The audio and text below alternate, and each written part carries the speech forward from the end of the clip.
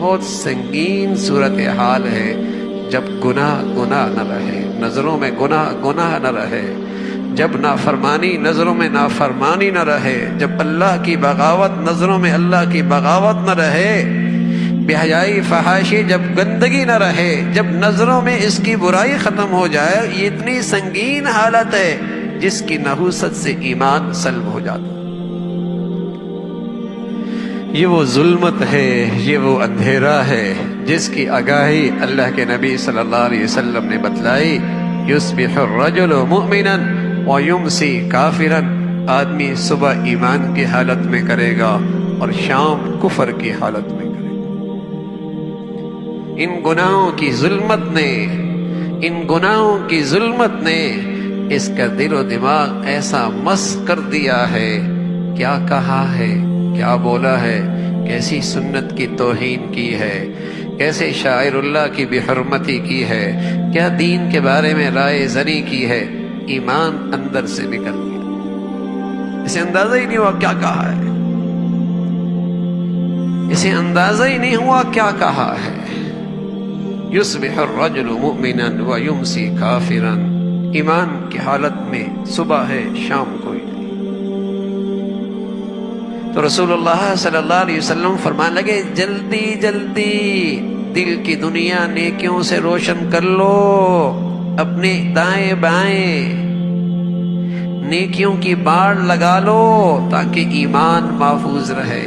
تمہارا بھی، تمہارے بچوں کا بھی، تمہارے بچیوں کا بھی، گھر بھی محفوظ رہے۔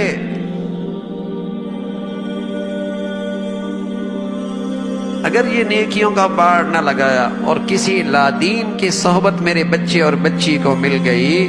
وہ اسلام کے بارے میں کوئی ایسا زہر اگلے گا اور تمہارا بچہ اسے آسانی سے پی جائے گا۔ کسی لادین لیکچرار کی خدمت صحبت میں چلا گیا اور کسی بے دین کے ساتھ اس کا اٹھنا بیٹھنا ہو گیا اور کسی بے دین کا لیکچر پڑھنے لگ گیا اور کسی بے دین کے کالم نگاری نے اسے متاثر کر دیا،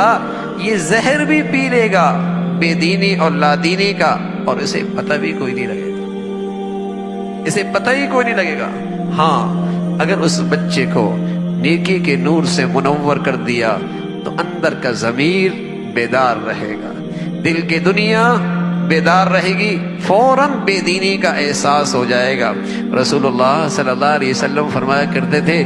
اتقوا فراست المؤمن فإنه ينظر بنور اللہ، مومن کی فراست سے بچو، یہ دل کی دنیا سے اللہ کے نور سے دیکھتا ہے، اسے اللہ پھر نور دیتا ہے جس سے یہ دیکھتا ہے۔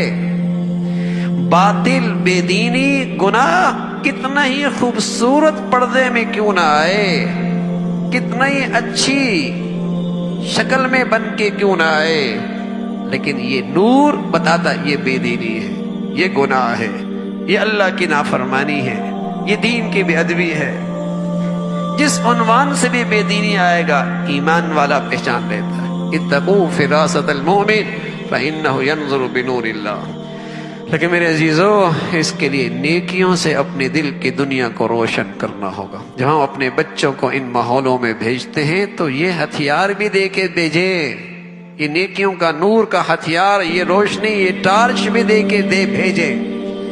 یہ روشنی، یہ ٹارچ بھی دے کے بھیجیں تاکہ انہیں بے دینی اور لادینی کا اندازہ ہو۔